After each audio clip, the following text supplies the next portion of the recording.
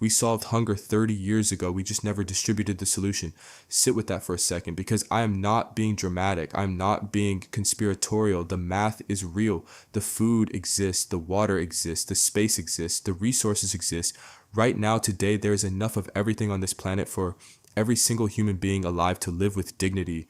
And yet a child will die from lack of clean water today and tomorrow and the day after that. Not because the water does not exist, but because the water is not profitable enough to deliver to that child. That is not a tragedy. A tragedy is something that happens because of forces beyond our control. This is a choice, a series of choices made by people, sustained by systems, and accepted somehow by the rest of us. I've been sitting with this for a long time, and today I just need to say it out loud. Something went very wrong with us. Let me give you the simple version of the math I keep coming back to.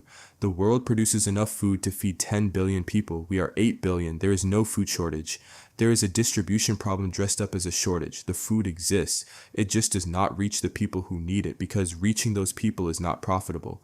And in the system we have built, if it is not profitable, it does not happen, regardless of how necessary it is, regardless of how many people die without it. The same is true for water, for medicine, for housing, for education.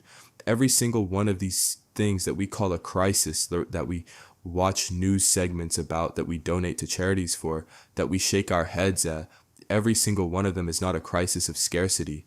It is a crisis of priority.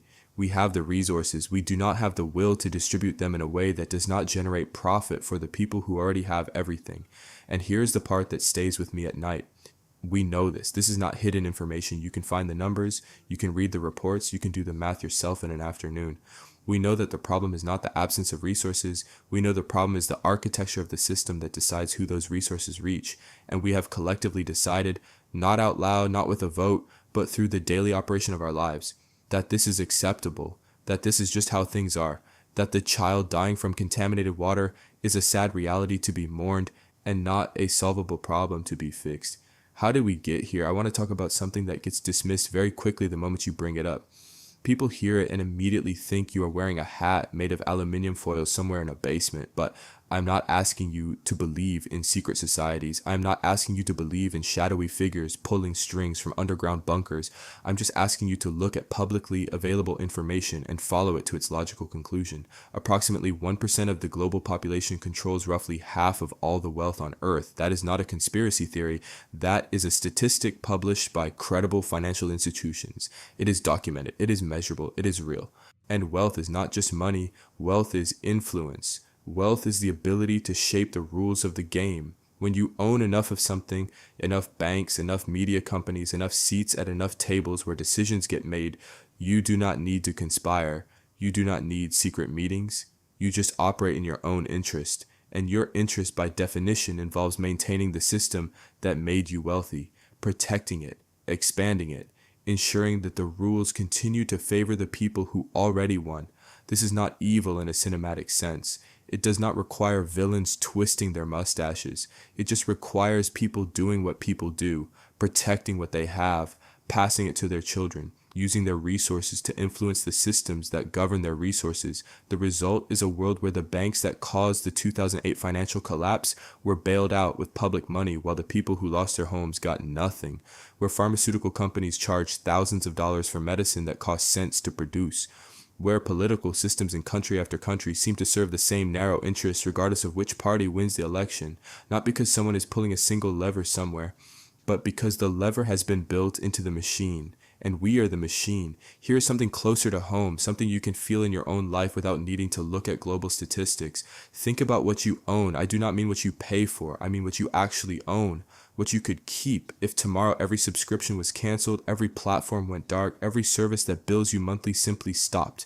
Your music is not yours. It lives on a server owned by a corporation that can change its terms at any moment. Your films are not yours. They are licenses that can be revoked. The software you use to work, to create, to communicate, not yours. You are renting access to it on terms set by someone else, renewable on their schedule, priced at whatever they decide it should cost next quarter. Even the phone in your hand, you likely financed it. The apps on it are rented. The data it generates is owned by the platforms that collect it. We have moved from a world where people owned things to a world where people pay indefinitely for access to things. And the difference is not just financial, it is psychological. It is about power, because the person who owns something has security. The person who rents it is permanently dependent on the goodwill of whoever they are renting from. And here is what I want you to notice. This shift did not happen by accident.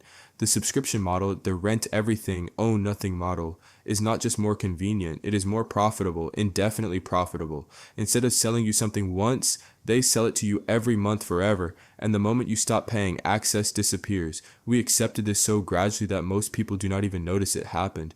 We just feel vaguely poorer than our parents were at our age, vaguely less stable.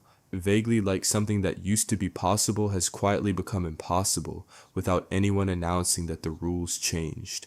A home used to be something a working person could reasonably expect to own.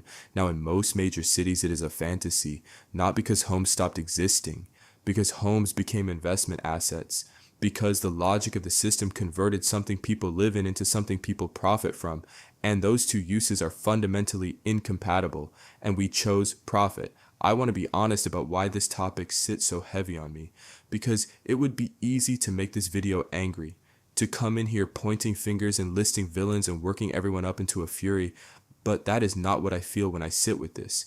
What I feel is grief. I genuinely grieve what we could have been, what we could still be if we made different choices, because nothing I have described is inevitable. None of this is written into the laws of physics. It is written into the laws that human beings created and human beings can change. We are in the 21st century. We have artificial intelligence that can diagnose diseases, compose music, write code, translate languages in real time. We have the accumulated scientific knowledge of all of human history available on a device that fits in a pocket. We have solved problems that would have seemed miraculous to every previous generation. And we are using that intelligence, the greatest tool ever built, primarily to make advertising more effective, to keep people scrolling longer, to replace the jobs of the people who were already struggling the most so that the profit margins of the people who were already comfortable can grow a little wider. That is what grieves me. Not the technology is extraordinary, but the question of what we are doing with it, what we have decided it is for. A child in a village somewhere has a phone, has access to the sum of human knowledge, and no clean water. And we consider ourselves advanced because of the phone. There is something deeply broken in that picture, and I think on some level most people feel it. The vague unease that sits under the surface of modern life, the sense that something is off in a way that is hard to name, the feeling that the system is working. It clearly works for someone, Batkron, but it is not working for you, and it is not working for the people at the very bottom. And the distance between those two groups keeps growing while the people at the very top get further away than ever. That feeling is not paranoia, it is pattern recognition. And it is correct. I do not have a revolution for you. I am not going to end this video with a 5-step plan to fix global inequality. That would be dishonest. But I do think there are things worth saying about how to live inside a broken system without losing yourself to it completely. The first is to see it clearly, not with rage, not with despair, just clearly, because you cannot navigate something you refuse to look at honestly. The system is what it is. Understanding how it works, who it serves, how decisions get made, where the power actually sits. That understanding is not pessimism, it is orientation. You need to know where you are before you can decide where to go. The second is to refuse the version of success the system is selling you, because the system has a very specific idea of what winning looks like. It involves consuming more, subscribing to more, working more hours to afford more things you will rent rather than own, and none of that makes you more free. Most of it makes you more dependent.